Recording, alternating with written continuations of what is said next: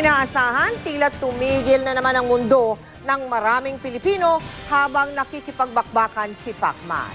Pero nang i-anunsyo kung sino ang kampyon, halos lahat hindi makapaniwala at tulala. Nakatutok si Victoria Tula.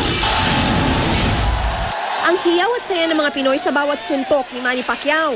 New WBO welterweight champion of the world, the Desert Storm, Timothy Bradley! Napalitan ng pagkadismaya nang inanunsyong panalo si Timothy Bradley Jr. Marami ang nag-walkout agad tulad ng mga nanood na sa gymnasium ng Batasang Pambansa. May sobrang hindi makapaniwala o sobrang nagulat. Ang ilan gaya ni Kuya, tulala. Sila namang tatlo nanlaki ang mga mata. Si Lolo Pio halos sumabog sa galit. Hindi ako kontento rin sa final decision. Ang mga Pinoy sumisigaw na hindi raw patas ang desisyon sa laban. Daya siguro yan. Sinabotahe yung ano niya, yung score niya. Mali ang desisyon.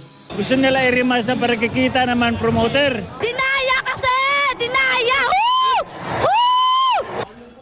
Pati bata alam daw kung sino ang panalo. Luto yung laban. Hindi rin nawala ang mga patutsyada kay Bradley. Ba't ako rin umahali ka sa kay Pacquiao, di ba? Dito ka pumunta sa Pilipinas. Yung apelido mong Bradley, magiinom na tayo brandy. Ang stroke survivor na si Mang Rosauro, tinapos lang ang round 12 at hindi na inantay ang anunsyo. Kita na raw niya kung sino ang panalo. Sa palagay niyo mananalo si Pacquiao? Palagay ko. Pati mga bigating personalidad naniniwalang panalo ang pambansang kamao. There are decisions that are really something that we cannot accept. He was cheated. For me, I thought he won the fight. Sa kabila ng kontrobersya sa desisyon ng mga hurado, tinanggap naman ito ng pambansang kamao.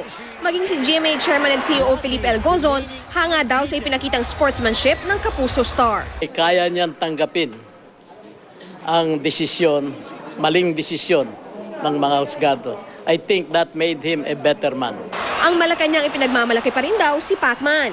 Hindi pa rin daw natitinag ang suporta sa kanya ng mga Pilipino. Para kay Vice President Jejomar Binay, nananatili pa rin inspirasyon ng mga Pinoy, si Pacman.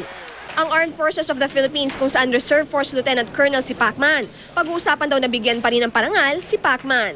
Samantalang ang mga kapwa niya kongresista, naghahanda na ng resolusyon para kilalanin si Pacman bilang tunay na panalo sa laban. Para sa sambayanan naman, iisa pa rin ang People's Champ. Pero kahit talo, panalo pa rin siya sa amin. Siya pa rin yung champion sa puso namin. Victoria Tulad Nakatutok, 24 oras. Si Mel Tiangco, ang inyong kapusong totoo. Mahigit 6 na raang eskwelahan ng ating napuntahan sa 16 na taon ng unang hakbang sa Kinabukasan Project. At sa isang paaralan sa Nueva Ecija, nakilala namin ang pinakamaliit na batang nakatanggap ng ating munting handog na gamit pang eskwela. Kilalanin natin si Monina. Singsigla ng umaga, ang mumating tinig ng mga bata.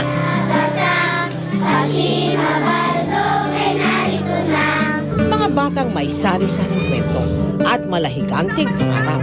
Sa pagpapatuloy ng aming proyektong unang hakbang sa kinabukasan, 2 bayan ng Nueva Ecija ang aming binisita. Mga bata, kayo ay mga 103 sa mahigit kumulang na 45,000 na kabataan na ating matutulungan. Kasama ang mga taong handang sumuporta, maraming bata na naman ang nahandugan ng gamit pang eskwela.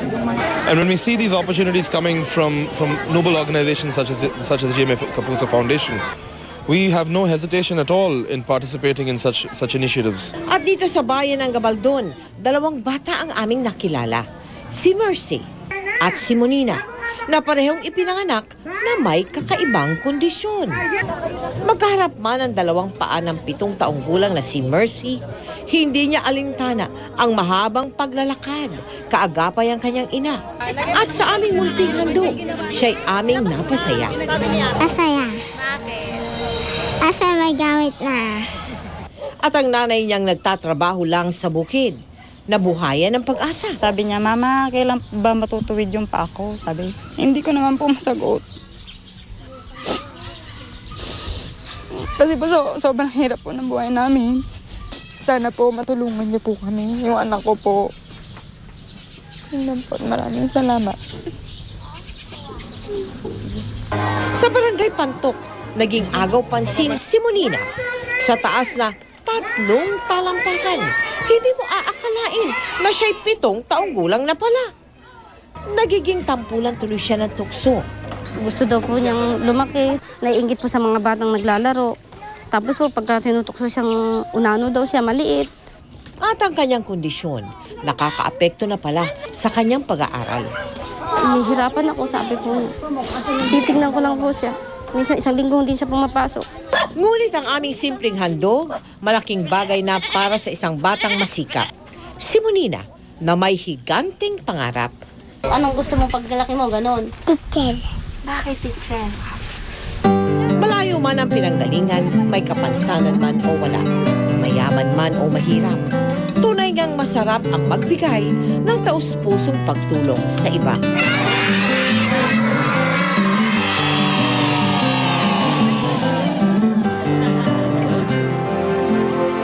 Nakatakda na pong ipasuri si Mercy at si Monina para malaman ang kanilang tunay na kondisyon at para maisagawa ang karampatang gamutan. Maraming salamat po sa Express Money sa taus-pusong pagsuporta sa project na unang hakbang sa kinabukasan. Kung nais po ninyo maging bahagi ng mga projects ng GMA Kapuso Foundation o kaya magbigay ng tulong kina Mercy at Monina, maaari po kayo magsadya sa aming tanggapan o magdeposito sa aming mga bank account o sa anumang sangay ng Cebuana Luwalier. Maaari ring mag-log on sa www.kapusofoundation.com. Susunod, bagong silang na sanggol. Natakpo ang patay sa isang tambakan sa Calamba, Laguna.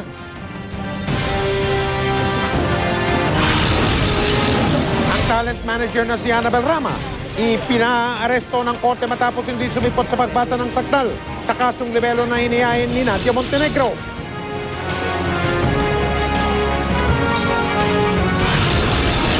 American Idol runner-up Jessica Sanchez dumalaw sa dugout ni Manny Pacquiao bago ang kanyang laban kay Timothy Bradley. Ito ang 24 oras.